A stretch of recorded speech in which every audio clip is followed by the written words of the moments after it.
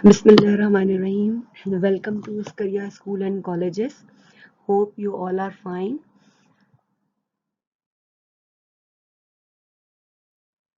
Assalamu alaikum warahmatullahi wabarakatuh. I am Sajda Lakar, your chemistry teacher, and today we will discuss about the second year chemistry chapter 1.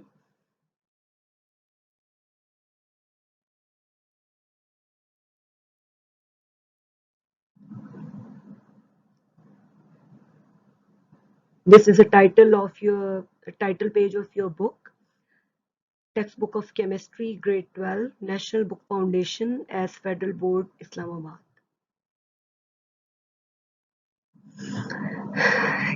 These are your book contents. ये आपके book contents हैं. आपके पास आप 12 chapters जो हैं वो first year में पढ़ चुके हैं फ्रॉम चैप्टर 1 टू चैप्टर 12 और अब आपके पास चैप्टर 13 से चैप्टर 24 तक राउंड अबाउट 12 चैप्टर्स हैं जिनमें chapter number 13 and chapter number 14 chapter number 13 S and P block elements and chapter number 14 D and F block elements. These two chapters belongs to inorganic chemistry, and from chapter number 15 to chapter number 20, chapter number 15 organic compounds, chapter 16 hydrocarbons, chapter 17 alkyl halides and amines, chapter 18 alcohol, phenols and ethers, chapter 19 aldehyde and ketones, and chapter number 20 carboxylic acids. These 6 chapters from chapter 15 to 20 includes in organic chemistry. And you have read about these branches in class 10 about inorganic chemistry and about organic chemistry. उसके बाद आपके पास chapter number 21 biochemistry, chapter 22 industrial chemistry, 23 environmental chemistry और chapter number 24 analytical chemistry है. ये इन चारों chapters का जो रिलेशन है वो इनऑर्गेनिक और ऑर्गेनिक से नहीं है, बल्कि ये चारों सेपरेट चैप्टर्स हैं और आप ग्रेड 10 में ग्रेड 9 में ब्रांचेस ऑफ केमिस्ट्री के बारे में पढ़ चुके हैं और वहाँ आपने जस्ट डेफिनेशंस पढ़ी थी. तो यहाँ पे आप इंडिविजुअली जो है वो हर ब्रांच को चैप्टर वाइज स्टडी करेंगे.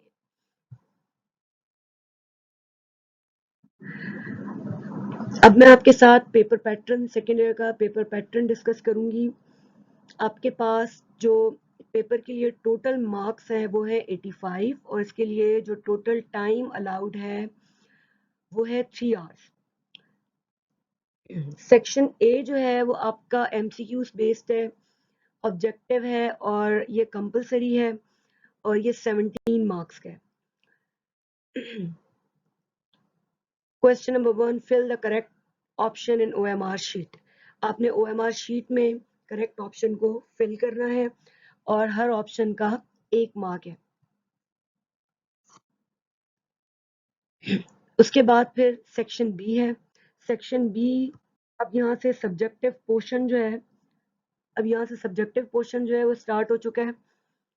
सेक्शन बी में आपके पास चैप्टर 13, 14, 21 से 24, यहाँ से इन 6 चैप्टर्स में से आपके पास क्वेश्चंस आएंगे और इस सेक्शन में आपके पास टोटल 10 क्वेश्चंस होते हैं और हर क्वेश्चन के 3 मार्क्स हैं.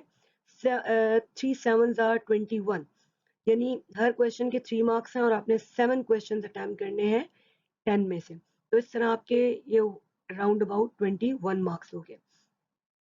फिर आ जाते हैं सेक्शन सी की तरफ. सेक्शन सी में सी जो है वो बिलोंग करता है ऑर्गेनिक केमिस्ट्री से. इसमें चैप्टर 15 से चैप्टर 20 तक आ जाते हैं और यहाँ पर भी इस सेक्शन में 10 क्वेश्चंस हैं. ये शॉर्ट क्वेश्चंस हैं और इसमें से आपने एनी 7 क्वेश्चंस अटेम्प्ट करने हैं. हर क्वेश्चन 3 मार्क्स का है. टोटल 7 क्वेश्चन अटेम्प्ट करने हैं. 3 7s are 21. उसके बाद आज हम आ जाते हैं सेक्शन डी की तरफ. सेक्शन डी जो है वो हमारा डिटेल्ड क्वेश्चन आंसर्स का है जिसके टोटल मार्क्स हैं 26 और इस सेक्शन में आपके पास 3 क्वेश्चंस होते हैं और हर क्वेश्चन में 2 पार्ट्स होते हैं, ए एंड बी, और हर क्वेश्चन के 13 मार्क्स हैं. 13 2s are 26। लाइक जिस तरह क्वेश्चन नंबर 4 है, तो 4 के ए पार्ट में, ए और बी पार्ट में 13 मार्क्स की डिस्ट्रीब्यूशन कुछ इस तरह से हो सकती है कि इसमें सेक्शन ए जो है वो आपका 6 मार्क्स का हो जाए और सेक्शन बी जो है वो आपका 7 मार्क्स का हो जाए। इस तरह से क्वेश्चन नंबर 5 में अगेन रिपीटिशन भी हो सकती है और ये भी हो सकता है कि 6.5 मार्क्स का ईच सेक्शन हो।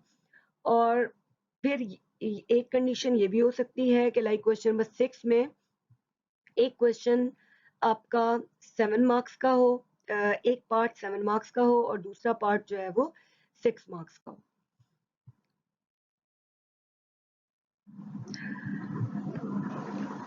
अब हम चैप्टर नंबर 1 की तरफ चलेंगे, इंट्रोडक्शन लेंगे चैप्टर नंबर 1 का। जैसे कि आपने कंटेंट्स में स्टडी किया था कि आपका जो चैप्टर नंबर 1 है वो है एसएनपी ब्लॉक एलिमेंट्स।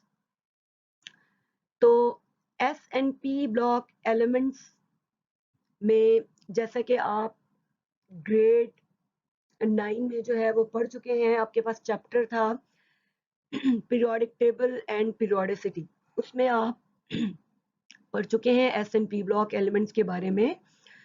अगर आप ओवरऑल देखें तो पीरियोडिक टेबल को डिवाइड किया जा सकता है 8 ग्रुप्स और 7 पीरियड्स में। अगर ब्लॉक्स के हिसाब से देखें तो हम इसको डिवाइड कर सकते हैं 4 मेन ब्लॉक्स में, that is S, P, D and F. अगर एस ब्लॉक एलिमेंट्स की बात करते हैं तो एस ब्लॉक एलिमेंट्स में group 1A and group 2A आ जाते हैं। ग्रुप 1A एलिमेंट्स को हम एल्कली मेटल्स कहते हैं। अब इनको हम एल्कली मेटल्स क्यों कहते हैं? ग्रुप 1A को एल्कली मेटल्स इसलिए कहते हैं कि एल्कली जो है वो अरबिक ज़बान का वर्ड है और उसमें एल्कली का मतलब होता है एशेस। तो इट मीन्स के जो अल्कली मेटल्स यानी ग्रुप 1A में एलिमेंट्स हैं, लिथियम, सोडियम, पोटेशियम वगैरह, इनका जो ओरिजिन है वो एशेस से है। प्लांट एशेस में सबसे पहले हमें एल्कली मेटल्स मिले थे। सोडियम मेटल जो है वो हमें सबसे पहले मिला था प्लांट एश के अंदर, ठीक है। और जो ग्रुप 1A है इसकी जो कॉन्फ़िगरेशन है वो S1 NS1 पर एंड करती है, जबकि जो ग्रुप 2A एलिमेंट्स हैं इन्हें हम कहते हैं अल्कलाइन अर्थ मेटल्स। अब इनको अल्कलाइन अर्थ मेटल्स क्यों कहते हैं?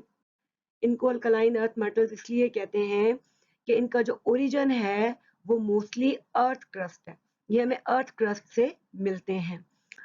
और इनकी जो कॉन्फ़िगरेशन है वो NS2 पर एंड करती है, ठीक है जी। उसके बाद हम आ जाते हैं पी ब्लॉक एलिमेंट्स पर। जो पी ब्लॉक एलिमेंट्स हैं इनमें हमारे पास एलिमेंट्स आ जाते हैं from group 3A to group 8A तक। अब जो ग्रुप 3A एलिमेंट्स हैं,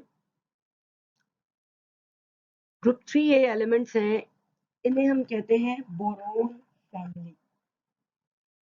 जबकि जो 4A है उसे कहा जाता है कार्बन फैमिली।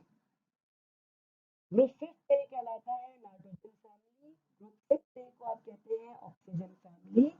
और ग्रुप 7A जो है वो कहलाता है हेलोजेंस। और हेलोजेंस को हम इसको क्यों कहते हैं ग्रुप 7A को? Because they are salt formers. और ग्रुप 8A को कहा जाता है नोबल मेटल्स और नोबल गैसेस। इनको कहा जाता है नोबल गैसेस। इनको इनर्ट गैसेस भी कहते हैं और इनको रेयर गैसेस का नाम भी दिया जाता है। इनकी जो कॉन्फ़िगरेशन है 3A से लेकर 8A तक के एलिमेंट्स जो हैं इनकी कॉन्फ़िगरेशन एंड करती है पी ब्लॉक पर, इसलिए हम इन्हें कलेक्टिवली पी ब्लॉक एलिमेंट्स कहते हैं। अच्छा जी, overall group 1A to group 8A elements को हम रिप्रेजेंटेटिव एलिमेंट्स भी कहते हैं।